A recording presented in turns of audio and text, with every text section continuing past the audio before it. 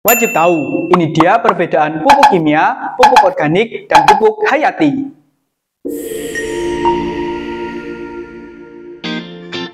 Halo sahabat benih online, pupuk merupakan suatu bahan atau material yang diberikan pada tanaman. Pupuk berfungsi untuk mengubah sifat fisik, kimia, atau biologi tanah untuk melengkapi ketersediaan unsur hara, sehingga pertumbuhan tanaman menjadi lebih baik.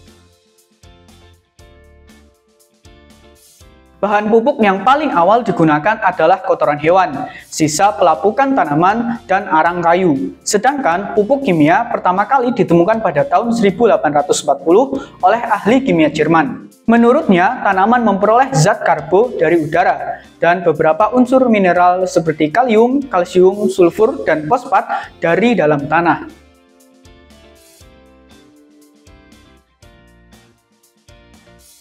Manfaat pupuk yaitu sebagai penyedia unsur hara yang kurang atau bahkan tidak tersedia di tanah untuk mendukung pertumbuhan dan perkembangan tanaman.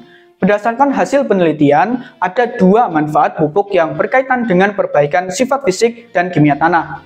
Yang pertama, berdasarkan sifat fisik tanah, yaitu memperbaiki struktur tanah dari padat menjadi gembur. Selain itu, pupuk juga mampu mengurangi erosi pada permukaan tanah. Kedua, berkaitan dengan kimia tanah, menyediakan unsur hara yang diperlukan tanaman untuk membantu mencegah terjadinya kehilangan unsur hara seperti nitrogen, fosfat, dan kalium, yang sifatnya sangat mudah hilang karena penguapan. Pemupukan berimbang merupakan salah satu kunci meningkatkan produktivitas. Kegiatan budidaya tanaman pasti tidak terlepas dari kegiatan pemupukan. Pemupukan dalam budidaya digolongkan menjadi 3 jenis berdasarkan bahannya, yaitu pupuk organik, pupuk hayati, dan pupuk kimia. Teman-teman semua sudah paham belum dengan perbedaannya? Oke, kita cari tahu ya. Pertama, pupuk organik dibuat dari bahan-bahan organik atau alami. Bahan-bahan yang termasuk pupuk organik antara lain pupuk kandang, kompos cacing atau kompos cacing, gambut, rumput laut, dan guano. Kemudian, berdasarkan bentuknya, pupuk organik dapat dikelompokkan menjadi pupuk organik padat dan pupuk organik cair.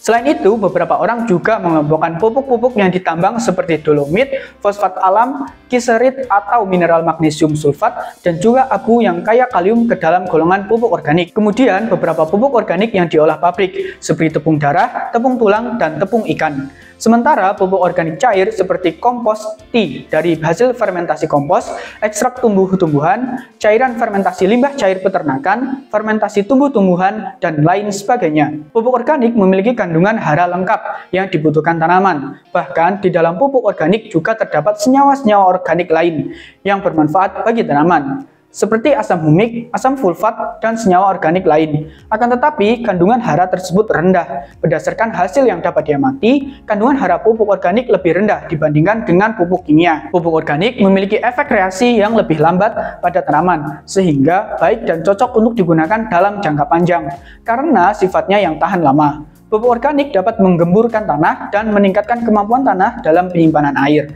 maka kesuburan tanahnya pun tetap terjaga. Kemudian, penggunaan pupuk organik akan memicu perkembangan organisme tanah.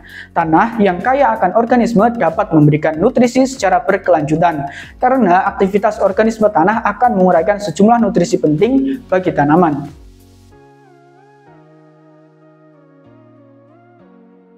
Kedua, pupuk hayati. Pupuk hayati atau yang biasa disebut biofertilizer. Pupuk hayati dapat dikatakan sebagai pupuk yang hidup. Sejatinya disebut pupuk juga tidak terlalu tepat, karena pupuk hayati tidak mengandung hara. Kandungan pupuk hayati adalah mikroorganisme yang memiliki peran positif bagi tanaman. Organisme atau mikroba yang sering digunakan adalah mikroba yang menambah nitrogen di udara, mikroba yang melarutkan hara terutama fosfat dan kalium.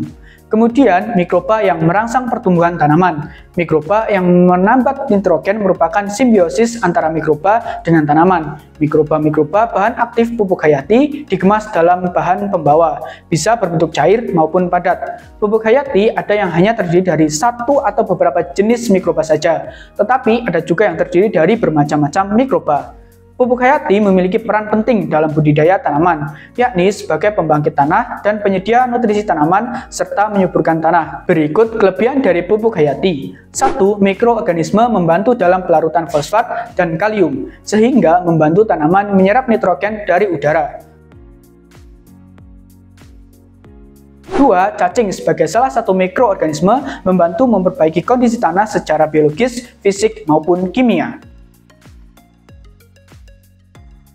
3. Membantu menguraikan sisa-sisa zat organik untuk menjadikan nutrisi bagi tanaman. 4. Mikroorganisme mengeluarkan zat pengeluar tumbuh yang bermanfaat bagi tanaman. Dan 5. Mikroorganisme bersaing atau membasmi dengan organisme hidup lain yang berperan sebagai parasit.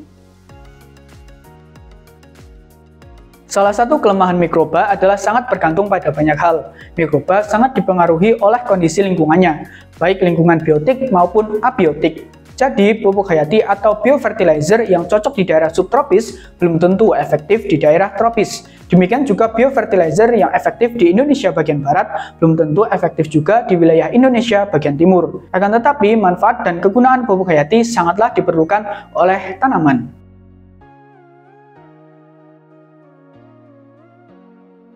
Ketiga, pupuk kimia. Pupuk kimia merupakan pupuk yang dibuat secara kimia atau juga sering disebut dengan pupuk buatan.